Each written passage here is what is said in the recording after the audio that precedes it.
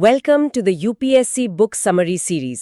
इस सीरीज में हम स्टैंडर्ड बुक से यूपीएससी के लिए सबसे इम्पॉर्टेंट स्टैटिक टॉपिक्स को शॉर्ट और क्रिस्प तरीके से कवर करेंगे। आप इसे काम करते हुए, वर्कआउट या जॉगिंग के दौरान भी सुन सकते हैं। You are watching civil 360, just plug in and stay UPSC ready. Today's topic is Fundamental Rights Part 2 from the book Indian Polity by M. Lakshmikant. इस टॉपिक का समरी नोट्स और एमसीक्यू के लिए हमारा टेलीग्राम चैनल ज्वाइन करें, link description में है। So let's dive deep into the topic. पिछले हिस्से में हमने कुछ फंडामेंटल राइट्स देखे थे।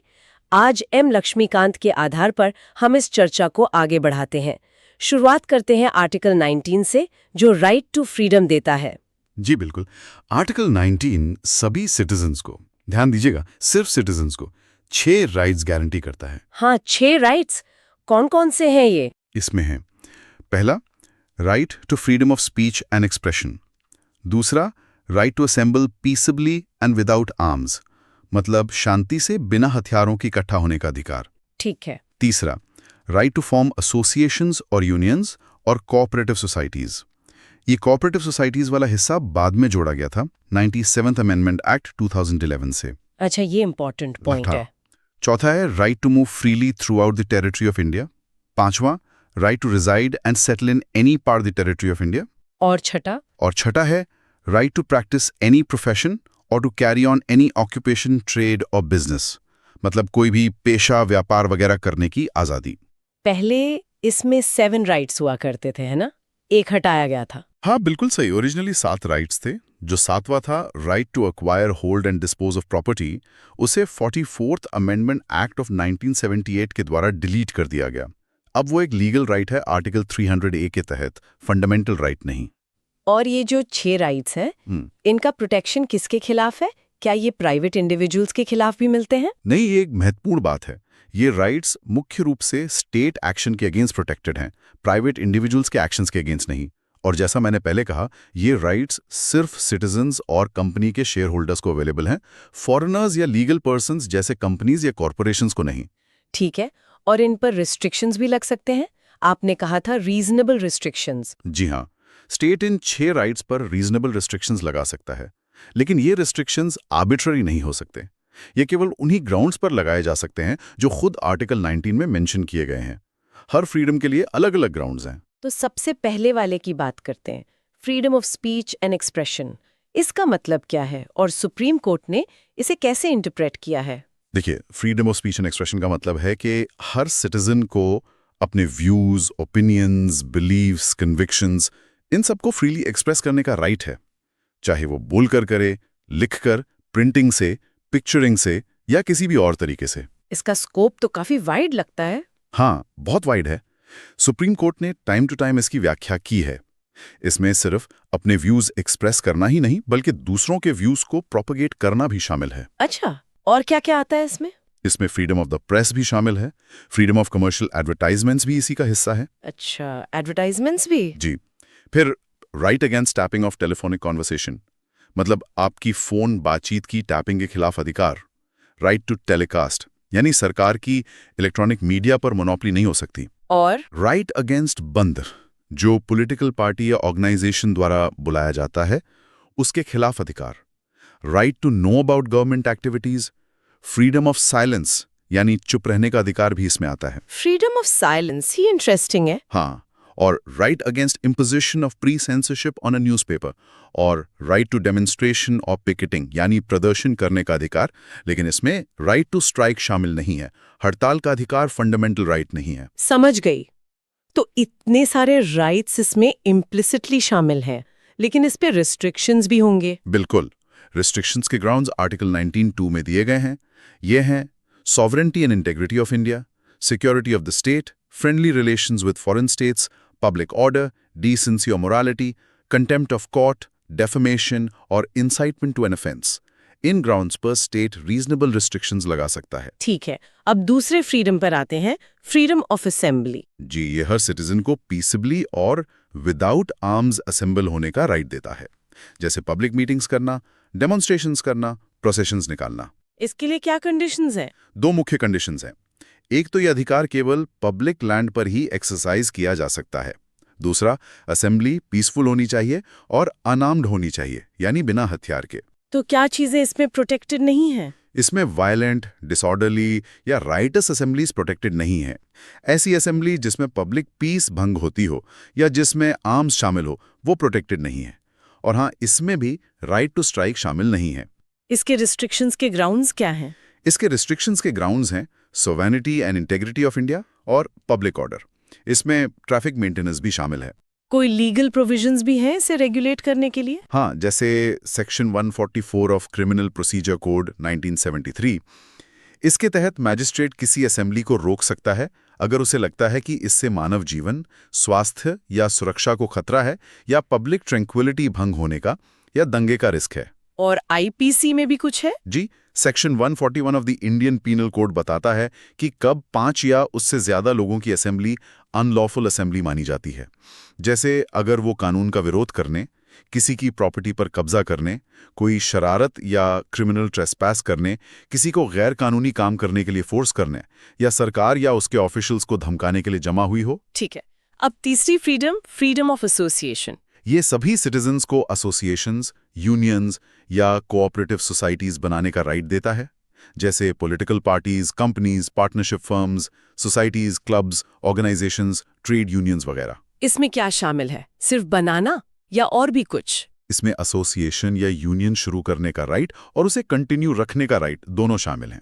बल्कि इसमें एक नेगेटिव राइट भी शामिल है, यानी एसोसिएशन ना बनाने या ज्वाइन ना करने का अधिकार। अच्छा, नेगेटिव राइट भी है। रिस्ट्रिक्शंस के ग्राउंड्स हैं sovereignty and integrity of India, public order और मोरालिटी। इन रिस्ट्रिक्शंस के अधीन सिटीजन्स को लॉफुल ऑब्जेक्टिव्स परस्यू करने के लिए पूरी लिबर्टी है। क्या इसमें एसोसिएशन के रिकॉग्निशन पाने का अधिकार भी शामिल है? नहीं, ये ध्यान रखना जरूरी है कि एसोसिएशन की रिकॉग्निशन प्राप्त करने का अधिकार फंडामेंटल राइट नहीं है। सुप्रीम कोर्ट ने यह भी कहा है कि ट्रेड यूनियंस को इफेक्टिव बार्गेनिंग करने का, स्ट्राइक करने का या लॉकआउट डिक्लेयर करने का कोई गारंटेड फंडामेंटल राइट नहीं है। राइट टू स्ट्राइक को अप्रोप्रिएट इंडस्ट्रियल लॉ से कंट्रोल किया जा सकता है। समझ गई। अब चौथी फ्रीडम, फ्रीडम ऑफ मूवमेंट। ये हर सिटीजन को देश की टेरिटरी में फ्रीली मूव करने का एंटाइटलमेंट देता है, मतलब एक स्टेट से दूसरे स्टेट में या एक स्टेट के अंदर ही कहीं भी। इसका पर्पस क्या है? इसका पर्पस है इस आइडिया को अंडरलाइन करना कि इंडिया सभी सिटीजन्स के लिए एक यूनिट है।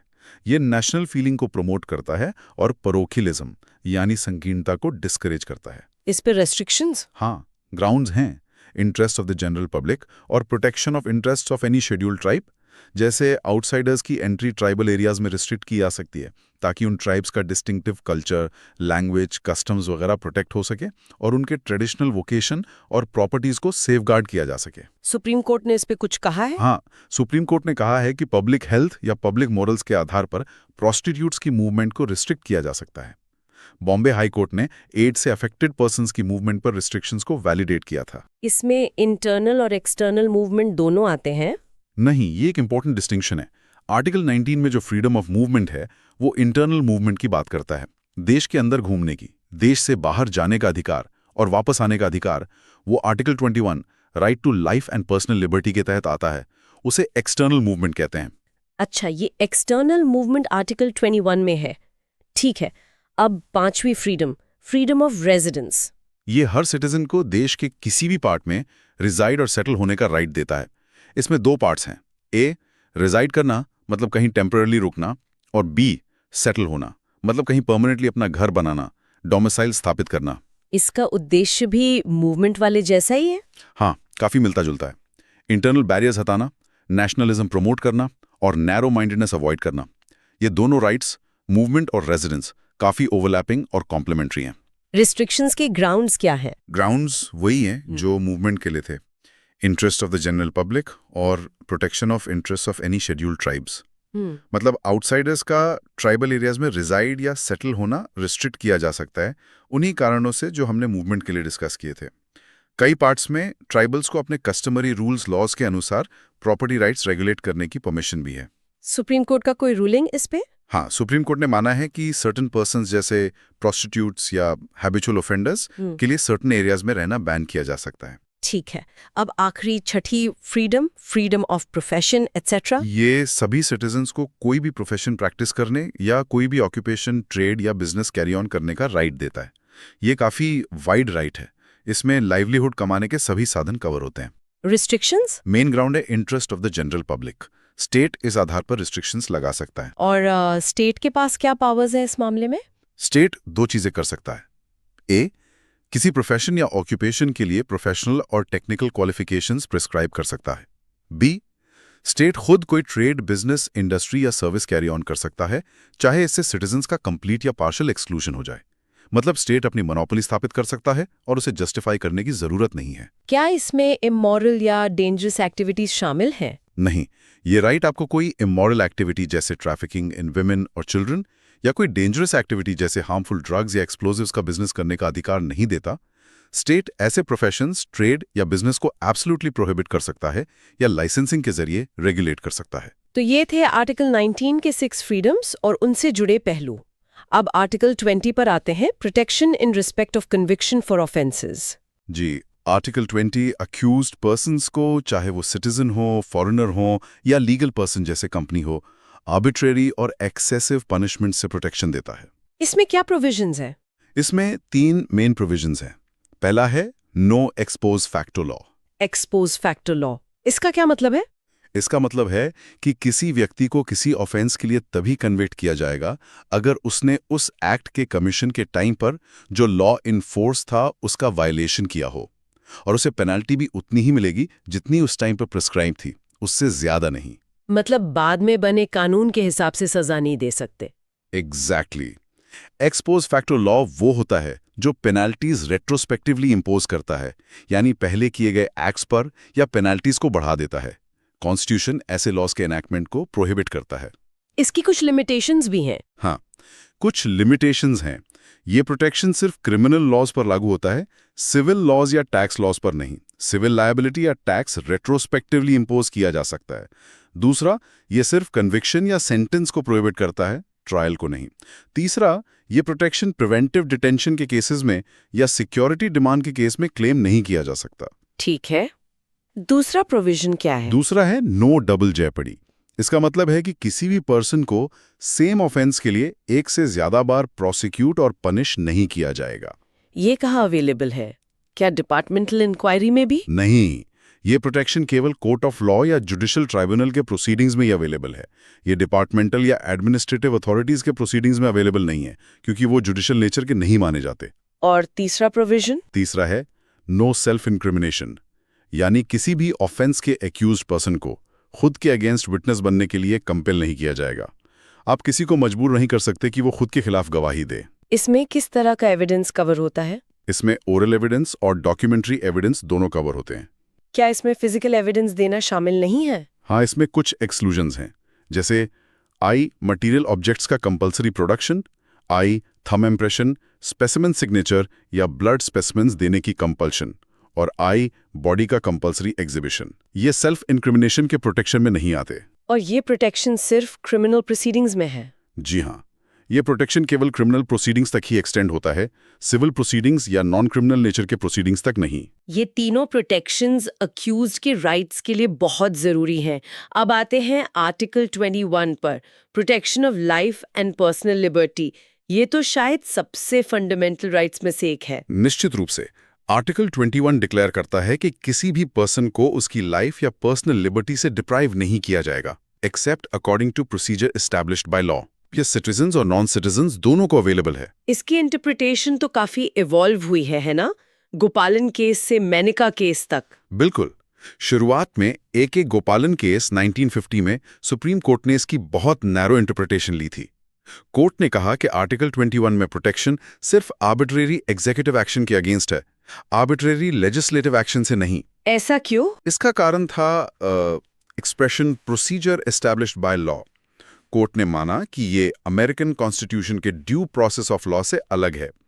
अगर लेजिस्लेचर ने कोई प्रोसीजर बना दिया है तो लॉ की वैलिडिटी को इस ग्राउंड पर क्वेश्चन नहीं किया जा सकता कि वो अनरीजनेबल, अनफेयर या अनजस्ट है।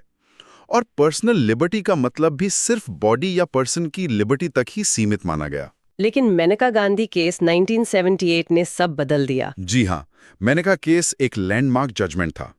सुप्रीम कोर्ट ने गोपालन केस के जजमेंट को ओवररूल किया और आर्टिकल 21 की बहुत वाइडर इंटरप्रिटेशन दी।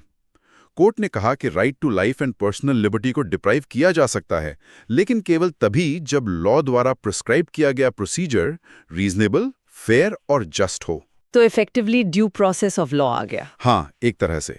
अब प्रोटेक्शन सिर्फ आर्बिट्ररी एग्जीक्यूटिव एक्शन के खिलाफ नहीं, बल्कि आर्बिट्ररी लेजिस्लेटिव एक्शन के खिलाफ भी अवेलेबल है। लॉ को रीजनेबल, फेयर और जस्ट होना होगा। और राइट टू लाइफ का मतलब भी एक्सपैंड हुआ। बिल्कुल।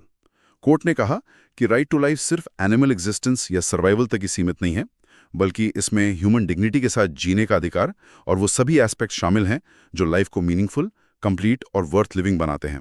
इसी तरह पर्सनल लिबर्टी का भी वाइडेस्ट एम्पलीट्यूड माना गया, जिसमें कई तरह के राइट्स कवर होते हैं, जैसे right to privacy, right to shelter, right to health, right to speedy trial, right against solitary confinement वगैरह।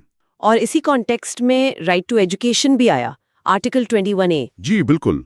86th constitutional amendment act of 2002 ने आर्टिकल 21A को इंसर्ट किया। ये डिक्लेयर करता है कि स्टेट 6 से 14 साल की एज के सभी चिल्ड्रन को free and compulsory education provide करेगा, उस मैनर में जो स्टेट डिटर्मिन करे। तो ये सिर्फ एलिमेंट्री एजुकेशन की बात करता है। हाँ, ये सिर्फ एलिमेंट्री एजुकेशन को फंडामेंटल राइट बनाता है, हायर और प्रोफेशनल एजुकेशन को नहीं। ये अमेंडमेंट एजुकेशन फॉर ऑल की दिशा में एक मेजर माइलस्टोन था। सरकार ने इसे the dawn of the second revolution in the chapter of citizens rights कहा था। इस अमेंडमेंट से पहले एजुकेशन का प्रोविजन कहाँ था? अमेंडमेंट से पहले कॉन्स्टिट्यूशन के पार्ट 4 यानी directive principles of state policy में आर्टिकल 45 के तहत फ्री एंड कंपल्सरी एजुकेशन का प्रोविजन था, लेकिन डायरेक्टिव प्रिंसिपल्स एनफोर्सेबल नहीं होते। आर्टिकल 21A के आने से अब ये एनफोर्सेबल फंडामेंटल राइट बन गया है, जिस पर जुडिशियल इंटरवेंशन पॉसिबल है। इस अमेंडमेंट से आर्टिकल 45 में क्या बदलाव आया? आर्टिकल 45 का सब्जेक्ट मैटर बदल दिया गया। अब ये कहता है कि स्टेट सभी चिल्ड्रन के लिए early childhood care and education provide करने का प्रयास करेगा जब तक वो 6 साल की एज कंप्लीट नहीं कर लेते। और एक फंडामेंटल ड्यूटी भी जोड़ी गई थी। जी हाँ, इसी अमेंडमेंट से एक नई फंडामेंटल ड्यूटी आर्टिकल 51A के तहत क्लॉज K में जोड़ी गई। ये हर सिटीजन की ड्यूटी है कि वो अपने चाइल्ड या वार्ड को 6 से 14 साल की एज के बीच एजुकेशन के अपॉर्चुनिटीज प्रोवाइड करे। सुप्रीम कोर्ट ने भी पहले एजुकेशन पर कुछ कहा था। हाँ, 1993 में उन्नी कृष्णन केस में सुप्रीम कोर्ट ने आर्टिकल 21 यानी राइट टू लाइफ के तहत ही fundamental right to primary education को रिकॉग्नाइज किया था। कोर्ट ने कहा था कि हर चाइल्ड सिटीजन का राइट है फ्री एजुकेशन पाने का 14 साल की उम्र तक। उसके बाद राइट टू एजुकेशन स्टेट की इकोनॉमिक कैपेसिटी और डेवलपमेंट पर सब्जेक्ट होगा। और इस आर्टिकल 21A को इम्प्लीमेंट करने के लिए कानून भी बना। जी, पार्लियामेंट ने right of children to free and compulsory education RT act 2009 enact किया। इसका एम है हर चाइल्ड को फुल टाइम एलिमेंट्री एजुकेशन का राइट प्रोवाइड करना जो सेटिस्फैक्ट्री और इक्विटेबल क्वालिटी की हो, फॉर्मल स्कूल में, और जो एसेंशियल नॉर्म्स और स्टैंडर्ड्स को मीट करें। इसके पीछे बिलीफ यही है कि इंक्लूसिव एलिमेंट्री एजुकेशन से इक्वालिटी, सोशल जस्टिस, डेमोक्रेसी और एक जस्ट ह्यूमेन सोसाइटी अचीव होगी। ये तो बहुत महत्वपूर्ण अधिकार है। चलिए अब आर्टिकल 22 पर चलते हैं, protection against arrest and detention. जी, आर्टिकल 22 उन पर्सन्स को प्रोटेक्शन ग्रांट करता है जिन्हें अरेस्ट या डिटेन किया गया है। इसमें 2 तरह के डिटेंशन की बात होती है। 2 तरह के? कौन से? पहला है पनिटिव डिटेंशन। ये वो डिटेंशन है जो किसी पर्सन को ऑफेंस कमिट करने के बाद ट्रायल और कन्विक्शन के बाद पनिश करने के लिए होता है। दूसरा है प्रिवेंटिव डिटेंशन। ये वो डिटेंशन है जिसमें किसी पर्सन को बिना ट्रायल और कन्विक्शन के डिटेन किया जाता है। बिना ट्रायल के? इसका पर्पस क्या है? इसका पर्पस पास्ट ऑफेंस के लिए पनिश करना नहीं है, बल्कि उस पर्सन को नियर फ्यूचर में कोई ऑफेंस कमिट करने से प्रिवेंट करना है। ये एक प्रिकॉशनरी मेजर है जो सस्पिशन पर आधारित होता है। तो आर्टिकल 22 इन दोनों के लिए प्रोटेक्शन देता है? हाँ, आर्टिकल 22 के 2 पार्ट्स हैं। पहला पार्ट ऑर्डिनरी लॉ के केसेस में प्रोटेक्शन देता है और दूसरा पार्ट प्रिवेंटिव डिटेंशन लॉ के केसेस में। पहले पार्ट में क्या राइट्स है ऑर्डिनरी लॉ वाले में? इसमें अरेस्ट या डिटेन किए गए पर्सन को कुछ राइट्स मिलते हैं। I right to be informed of the grounds of arrest, मतलब गिरफ्तारी का कारण जानने का अधिकार। I right to consult and be defended by a legal practitioner of his choice, यानी अपनी पसंद के वकील से सलाह लेने और बचाव करवाने का अधिकार। और right to be produced before a magistrate within 24 hours of arrest, इसमें जर्नी टाइम एक्सक्लूड होता है। Fourth, right to be released after 24 hours unless the magistrate authorises further detention. ये सेफगार्ड्स क्या सभी पर लागू होते हैं? नहीं, इसके दो एक्सेप्शंस हैं। ये सेफगार्ड्स किसी एनिमी एलियन को अवेलेबल नहीं है और ये उस पर्सन को भी अवेलेबल नहीं है जिसे प्रिवेंटिव डिटेंशन लॉ के अंदर अरेस्ट या डिटेन किया गया हो। सुप्रीम कोर्ट ने इस फर्स्ट पार्ट के स्कोप पर कुछ कहा है? हाँ, सुप्रीम कोर्ट ने कहा है कि आर्टिकल 22 का फर्स्ट पार्ट कोर्ट के ऑर्डर्स के तहत हुए arrest, civil arrest, income tax ना चुकाने पर हुए अरेस्ट या किसी एलियन के डिपोटेशन को कवर नहीं करता। ये केवल क्रिमिनल या क्वाजी क्रिमिनल नेचर के एक्ट या पब्लिक इंटरेस्ट के लिए प्रेजुडिशियल एक्टिविटी के केसेस पर ही अप्लाई होता है। ठीक है, अब दूसरे पार्ट की बात करते हैं, प्रिवेंटिव डिटेंशन लॉ के तहत प्रोटेक्शन। जी, ये पार्ट उन पर्सन्स को प्रोटेक्शन देता है, सिटीजन्स और एलियंस दोनों को, जिन्हें प्रिवेंटिव डिटेंशन लॉ के अंडर डिटेन किया गया है। इसमें भी कुछ सेफगार्ड्स हैं। क्या है वो सेफगार्ड्स? पहला, किसी पर्सन का डिटेंशन 3 महीने से ज्यादा एक्सीड नहीं कर सकता अनलेस एक एडवाइजरी बोर्ड, जिसमें हाई कोर्ट के जजेस होते हैं, रिपोर्ट करे कि एक्सटेंडेड डिटेंशन के लिए सफिशिएंट कॉज है। 3 महीने। और दूसरा, डिटेनी को ग्राउंड्स ऑफ डिटेंशन कम्युनिकेट किए जाने चाहिए। हालांकि वो फैक्ट्स जो पब्लिक इंटरेस्ट के अगेंस्ट माने जाते हैं उन्हें डिस्क्लोज करना जरूरी नहीं है। तीसरा, डिटेनी को डिटेंशन ऑर्डर के अगेंस्ट रिप्रेजेंटेशन करने का अपॉर्चुनिटी मिलना चाहिए। पार्लियामेंट के पास क्या पावर्स है आर्टिकल 22 के तहत? और क्लासेस ऑफ केसेस जिनमें किसी पर्सन को एडवाइजरी बोर्ड की ओपिनियन के बिना भी 3 महीने से ज्यादा डिटेन किया जा सकता है। बी, डिटेंशन का मैक्सिमम पीरियड कितना हो सकता है। सी, एडवाइजरी बोर्ड इंक्वायरी में क्या प्रोसीजर फॉलो करेगी। 44th अमेंडमेंट एक्ट 1978 ने एडवाइजरी बोर्ड की ओपिनियन के बिना डिटेंशन के पीरियड को 3 महीने से घटाकर 2 महीने कर दिया था, लेकिन ये प्रोविजन आज तक एनफोर्स नहीं किया गया है। इसलिए ओरिजिनल 3 महीने वाला पीरियड ही अभी भी जारी है। प्रिवेंटिव डिटेंशन पर कानून बनाने की पावर किसके पास है, सेंटर या स्टेट? इस पर लेजिस्लेटिव पावर डिवाइडेड है। डिफेंस, फॉरेन अफेयर्स या सिक्योरिटी ऑफ इंडिया से रिलेटेड रीजंस के लिए प्रिवेंटिव डिटेंशन पर कानून बनाने की एक्सक्लूसिव पावर पार्लियामेंट के पास है। और स्टेट्स के पास? Security of a state, maintenance of public order और maintenance of supplies and services essential to the community से रिलेटेड रीजंस के लिए पार्लियामेंट और स्टेट लेजिस्लेचर्स दोनों कानून बना सकते हैं। ये कॉन्करेंट लिस्ट में आता है। पार्लियामेंट ने समय समय पर कई प्रिवेंटिव डिटेंशन लॉज बनाए हैं। जी हाँ, काफी सारे बनाए गए हैं, जैसे प्रिवेंटिव डिटेंशन एक्ट 1950 जो 1969 में एक्सपायर हो गया, maintenance of internal security act MISA 1971 जिसे 1978 में रिपील कर दिया गया। और जो अभी भी लागू हैं? हाँ, जैसे conservation of foreign exchange and prevention of smuggling activities act COFEPOSA 1974, national security act NASA 1980, prevention of black marketing and maintenance of supplies of essential commodities act PBMC का 1980। टेररिज्म से रिलेटेड भी थे? जी, terrorist and disruptive activities prevention act TADA 1985 जो 1995 में repeal हो गया, prevention of terrorism act POTA 2002 जो 2004 में रिपील हो गया। ड्रग्स से रिलेटेड? हाँ, prevention of illicit traffic in narcotic drugs and psychotropic substances act PTNPDSA 1988 और unlawful activities prevention act UAPA 1967 जिसे 2004, 2008, 2012 और 2019 में अमेंड किया गया है और ये अभी काफी चर्चा में रहता है। इन लॉज की काफी क्रिटिसिज्म भी होती है। हाँ बिल्कुल, भारत में प्रिवेंटिव डिटेंशन को कॉन्स्टिट्यूशन का इंटीग्रल पार्ट बनाना काफी यूनिक है। ज्यादातर डेमोक्रेटिक कंट्रीज में ऐसा नहीं है। यूएसए में ये अननोन है। ब्रिटेन में इसे सिर्फ वर्ल्ड वॉर 1 और 2 के दौरान ही यूज किया गया था।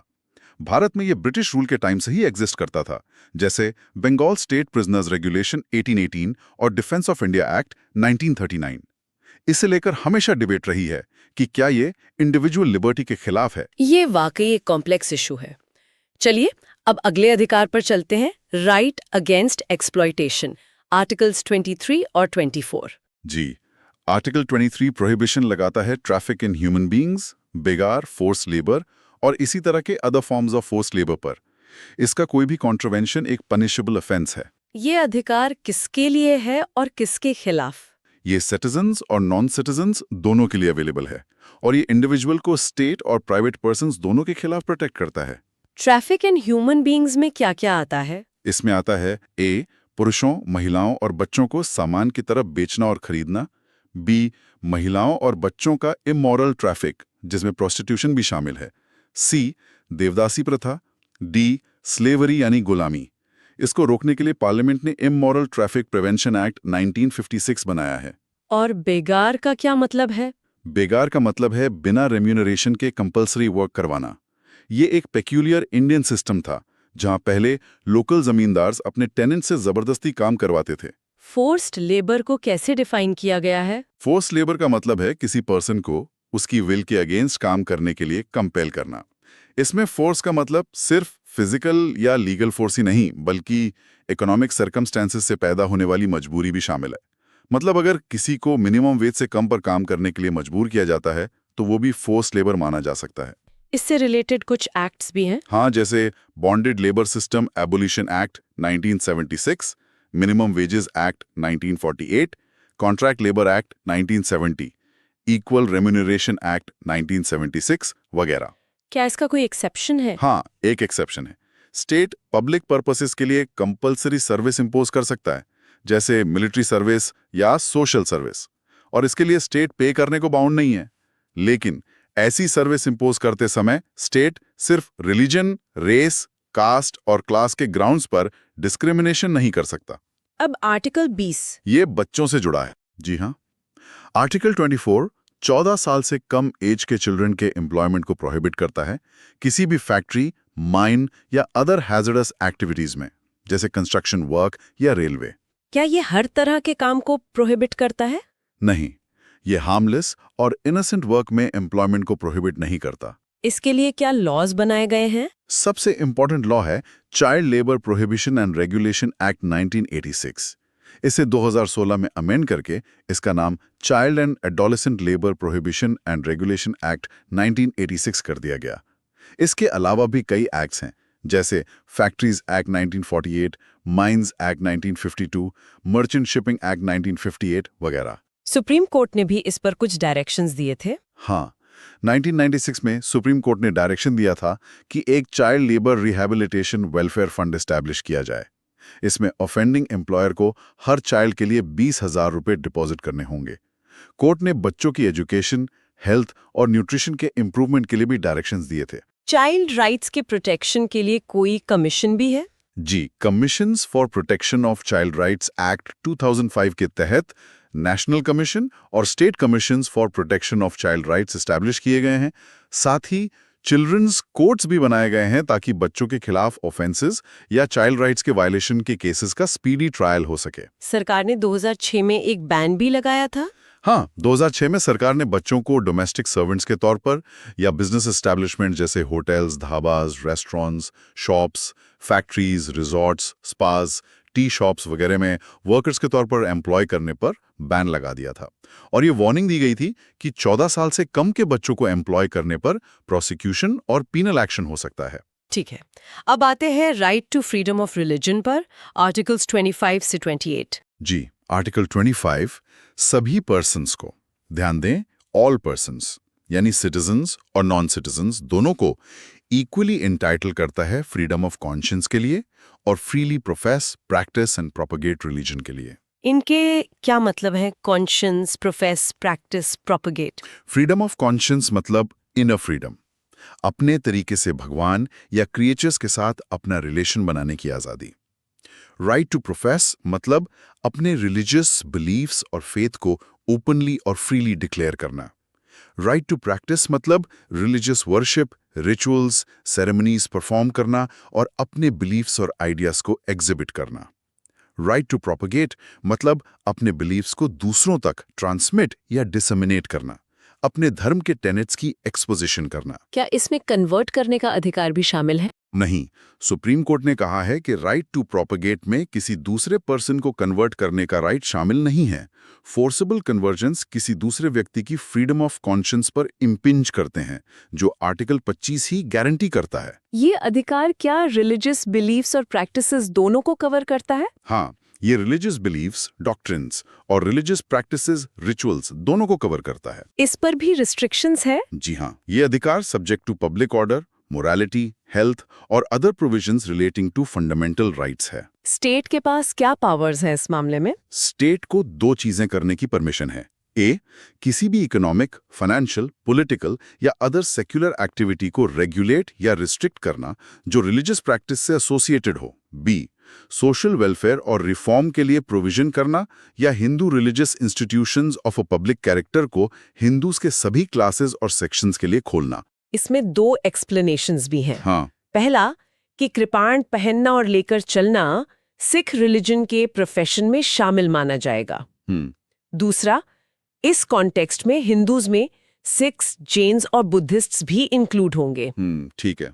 अब आर्टिकल 26 ये रिलीजियस डिनोमिनेशंस के बारे में है। जी, आर्टिकल 26 किसी भी रिलीजियस डिनोमिनेशन या उसके सेक्शन को कुछ राइट्स देता है। क्या राइट्स हैं ये? ए, रिलीजियस और चैरिटेबल पर्पसेस के लिए इंस्टीट्यूशंस इस्टेब्लिश और मेंटेन करने का अधिकार। बी, रिलीजन के मैटर्स में अपने अफेयर्स खुद मैनेज करने का अधिकार।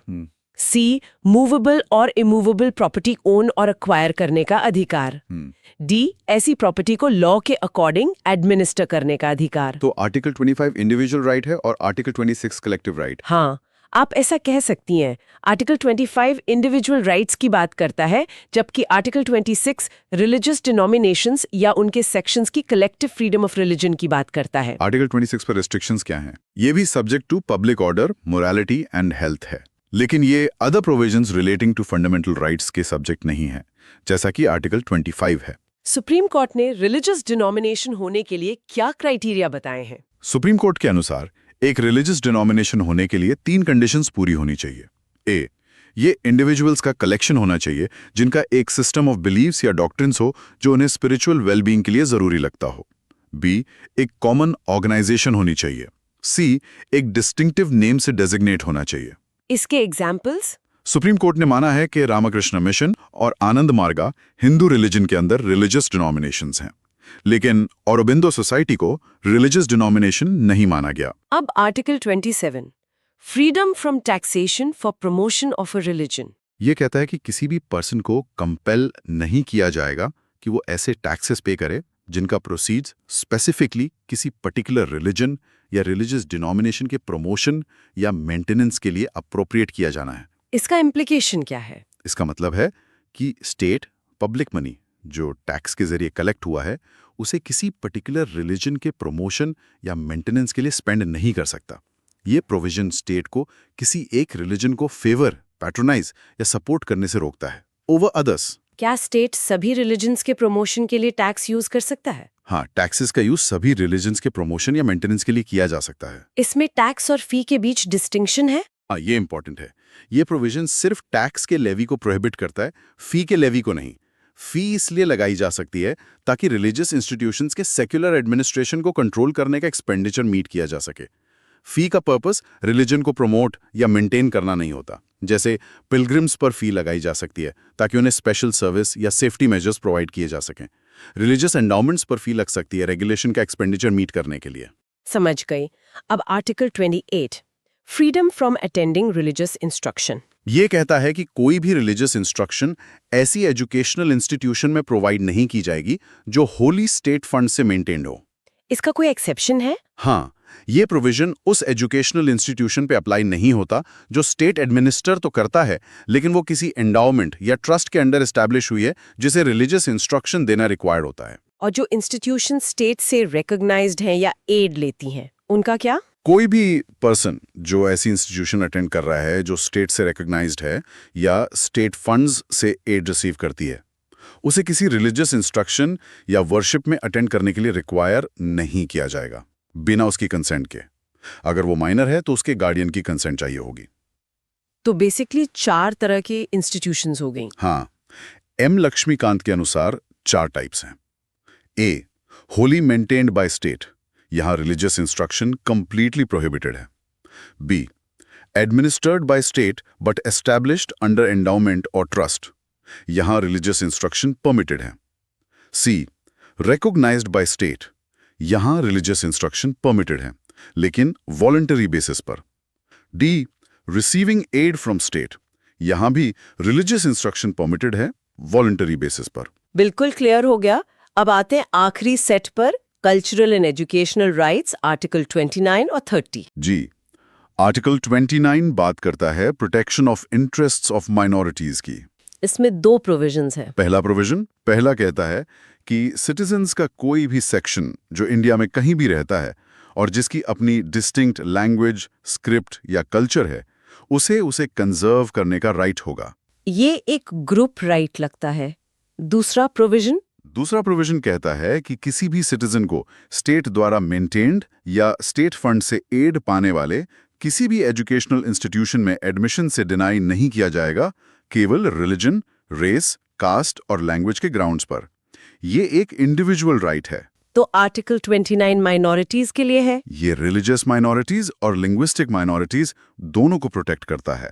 हालांकि सुप्रीम कोर्ट ने कहा है कि आर्टिकल 29 का स्कोप सिर्फ माइनॉरिटीज तक ही रिस्ट्रिक्टेड नहीं है, क्योंकि इसमें section of citizens phrase use हुआ है जिसमें माइनॉरिटीज के साथ साथ मेजॉरिटी भी आ सकती है। और कंजर्व करने के अधिकार में क्या शामिल है? राइट टू कंजर्व लैंग्वेज में अपनी भाषा की प्रोटेक्शन के लिए एजिटेट करने का अधिकार भी शामिल है। सुप्रीम कोर्ट ने कहा है कि पॉलिटिकल स्पीचेस या प्रोमिसेस जो लैंग्वेज कंजर्वेशन के लिए हों, वो representation of the people act 1951 के तहत करप्ट प्रैक्टिस नहीं माने जाएंगे। ठीक है। अब article 30, right of minorities to establish and administer educational institutions. ये माइनॉरिटीज को रिलीजियस और लिंग्विस्टिक कुछ राइट्स देता है। क्या राइट्स हैं? पहला, अपनी चॉइस के एजुकेशनल इंस्टीट्यूशंस एस्टैब्लिश और एडमिनिस्टर करने का अधिकार। दूसरा, अगर स्टेट किसी माइनॉरिटी एजुकेशनल इंस्टीट्यूशन की प्रॉपर्टी को कंपल्सरीली एक्वायर करता है, तो जो कॉम्पनसेशन अमाउंट फिक्स किया जाएगा वो ऐसा नहीं होना चाहिए जो उनके इस गारंटीड राइट को रिस्ट्रिक्ट या एब्रोगेट कर दे। ये प्रोविजन 44th अमेंडमेंट एक्ट 1978 से जोड़ा गया था, राइट टू प्रॉपर्टी आर्टिकल 31 के डिलीशन के बाद माइनॉरिटीज के राइट्स को प्रोटेक्ट करने के लिए। तीसरा अधिकार, तीसरा, स्टेट एड ग्रांट करते समय किसी भी एजुकेशनल इंस्टीट्यूशन के साथ इस ग्राउंड पे डिस्क्रिमिनेट नहीं करेगा कि वो माइनॉरिटी द्वारा मैनेज्ड है। तो ये आर्टिकल 30 सिर्फ माइनॉरिटीज के लिए है? हाँ, आर्टिकल 29 का स्कोप वाइडर था, लेकिन आर्टिकल 30 का प्रोटेक्शन सिर्फ माइनॉरिटीज, रिलीजियस और लिंग्विस्टिक तक ही कन्फाइंड है। ये ध्यान देने वाली बात है कि कॉन्स्टिट्यूशन में कहीं भी माइनॉरिटी टर्म को डिफाइन नहीं किया गया है। इस अधिकार में और क्या शामिल है? इसमें माइनॉरिटी का अपनी कम्युनिटी के बच्चों को अपनी भाषा में एजुकेशन इम्पार्ट करने का अधिकार भी शामिल है। माइनॉरिटी एजुकेशनल इंस्टीट्यूशंस कितने टाइप्स की होती हैं? लक्ष्मीकांत 3 टाइप्स बताते हैं। ए, जो स्टेट से रिकग्निशन और एड दोनों सीख करती हैं। बी, जो स्टेट से सिर्फ रिकग्निशन सीख करती हैं, एड नहीं। सी, जो स्टेट से ना तो रिकग्निशन सीख करती हैं ना ही एड। क्या स्टेट इन्हें रेगुलेट कर सकता है? हाँ, इंस्टीट्यूशंस और स्टेट की रेगुलेटरी पावर के सब्जेक्ट हैं। State syllabus, academic standards, discipline, sanitation, teaching staff का एम्प्लॉयमेंट वगैरह के संबंध में रेगुलेशंस लगा सकता है। इंस्टीट्यूशंस अपने अफेयर्स एडमिनिस्टर करने के लिए फ्री हैं, लेकिन वो भी देश के जनरल लॉज के सब्जेक्ट हैं, जैसे contract law, labour law, industrial law, tax law, economic regulations वगैरह।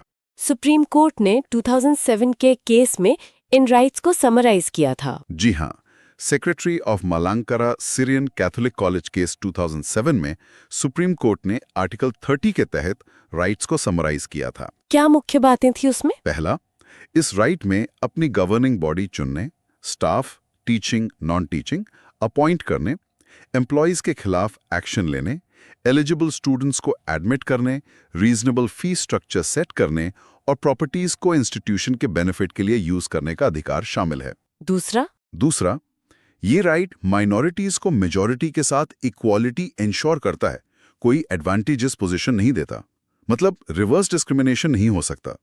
जनरल लॉज जो national interest, security, social welfare, public order, morality, health, sanitation, taxation वगैरह से संबंधित हैं, वो माइनॉरिटी इंस्टीट्यूशंस पर भी इक्वली अप्लाई होते हैं। तीसरा पॉइंट। तीसरा, ये राइट एब्सोल्यूट नहीं है। इसमें मैल एडमिनिस्ट्रेशन का अधिकार शामिल नहीं है। State educational standards, academic excellence और एफिशिएंट एडमिनिस्ट्रेशन इंश्योर करने के लिए रेगुलेटरी मेजर्स लगा सकता है। रेगुलेशंस जो स्टूडेंट और teacher welfare, eligibility qualifications, service conditions, syllabus, curriculum से संबंधित हैं, वो आर्टिकल 31 के साथ इंटरफेयर नहीं करते। चौथा और पांचवा। चौथा, अनएडेड इंस्टीट्यूशंस अपने टीचर्स अपॉइंट करने के लिए फ्री हैं। बस सिलेक्शन प्रोसेस रैशनल होना चाहिए और टीचर्स स्टेट द्वारा प्रिस्क्राइब्ड क्वालिफिकेशंस मीट करते हों। पांचवा, स्टेट से एड लेने से इंस्टीट्यूशन का माइनॉरिटी कैरेक्टर ऑल्टर नहीं होता। स्टेट एड के प्रॉपर यूटिलाइजेशन के लिए कंडीशंस लगा सकता है, लेकिन वो कंडीशंस ऐसी नहीं होनी चाहिए जो आर्टिकल 31 को डाइल्यूट या अब्रिज करें। ये तो काफी कॉम्प्रिहेंसिव ओवरव्यू था कल्चरल एंड एजुकेशनल राइट्स का। जी, ये राइट्स भारत की डाइवर्सिटी को प्रोटेक्ट करने में बहुत महत्वपूर्ण भूमिका निभाते हैं। बिल्कुल। तो ये थे फंडामेंटल राइट्स के पार्ट 2 के मुख्य पहलू एम लक्ष्मीकांत के अनुसार। ये चर्चा दिखाती है कि हमारा संविधान कैसे इंडिविजुअल लिबर्टी, सोशल जस्टिस और नेशनल यूनिटी के बीच एक संतुलन बनाने का प्रयास करता है। सही कहा आपने। और ये भी महत्वपूर्ण है कि इन राइट्स का अर्थ और दायरा जुडिशियल इंटरप्रिटेशंस के साथ लगातार विकसित होता रहा है। ये स्टैटिक नहीं बल्कि डायनामिक कॉन्सेप्ट्स हैं। ये था आज का UPSC book Indian polity by M Lakshmikanth का समरी ऑडियो बुक। अगर आपको ये फॉर्मेट हेल्पफुल लगा तो इसे लाइक और शेयर जरूर करें ताकि और एस्पिरेंट्स भी बेनिफिट ले सकें। और सब्सक्राइब करें हमारे चैनल को, जहां आपको all NCERTs, M Lakshmikanth, R S Sharma, Nitin Singhania, Spectrum modern history और कई अन्य स्टैंडर्ड बुक्स की ऑडियो समरीज मिलेंगी। हमारी कोशिश है कि आप कहीं भी कभी भी सुनकर अपनी तैयारी जारी रख सकें। मिलते हैं अगले एपिसोड में एक और इम्पोर्टेंट टॉपिक के साथ। धन्यवाद और जय हिंद।